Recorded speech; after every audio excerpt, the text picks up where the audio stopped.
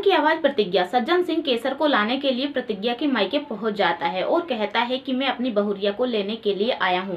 और वो प्रतिज्ञा के बाबूजी और उसके पूरे परिवार को धन्यवाद भी बोलता है कि और मेरी केसर बहू अपने मायके नहीं गई। पता नहीं अगर वो अपने मायके जाती तो वो लोग उसका ख्याल रख भी पाते या नहीं रख पाते, और मेरे पोते का भी ख्याल रख पाते या नहीं रख पाते। इसीलिए अच्छा हुआ कि आप लोगों ने उसे अपने यहाँ पर पनाह दे दी, और अब मुझे पता चला है तो मैं अपनी केसर बहू को लेने के लिए आया हूँ। और वहीं वो फोन करके घर पे भी ठकुराइन से बोल देते हैं कि एकदम से घर में बहुत सारी तैयारियां कर लो, और जब मैं केसर को लेकर आऊंगा तो ऐसा लगना चाहिए कि घर में दिवाली है। इसीलिए इधर ठकुराइन भी खुशी से पागल हो जाती है, और वो तो सब ठकुराइन की बस चाल है ताकि किसी भी तरह से शक्ति बाहर आ जाए। और इसीलिए वो प्रतिज्ञा के कमरे में जाकर प्रतिज्ञा और कृष्णा दोनों को ये खुशखबरी देती हैं और कहती हैं कि केसर बहू प्रेग्नेंट है और प्रतिज्ञा के मायके में है और ठाकुर जी उन्हें लेने के लिए गए हैं। अब ये सुनकर प्रतिज्ञा के तो होश उड़ जाते हैं कि अब ये क्या अनर्थ हो गया। किसी भी तरह से तो केसर यहाँ से जाने के लिए निकली थी, लेकिन अब वहां पर जाकर फंस गई और वो प्रेग्नेंट भी है, और कृष्णा के भी होश उड़ जाते हैं।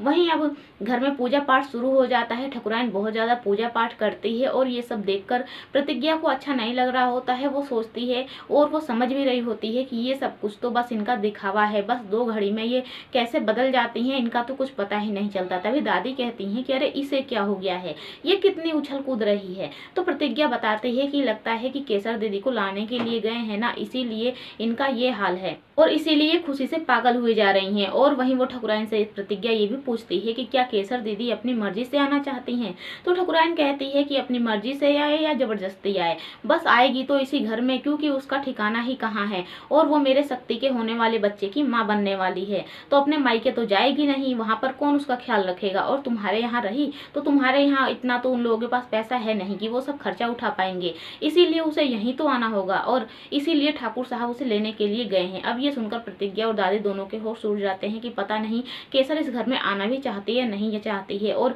इन सब के चंगुल से तो एक बार छूट के निकली थी और फिर अब वही सब ड्रामा शुरू हो गया है। वहीं इधर आरुषि बताती है कि केसर घर छोड़कर चली गई है और वो यहाँ पर है ही नहीं, जिससे सज्जन सिंह को काफी ज्यादा गुस्सा आ जाता है। तो फ्रेंड्स और भी एपिसोड के लिए चैनल को सब्सक्राइब करें, वीडियो को भी लाइक करें।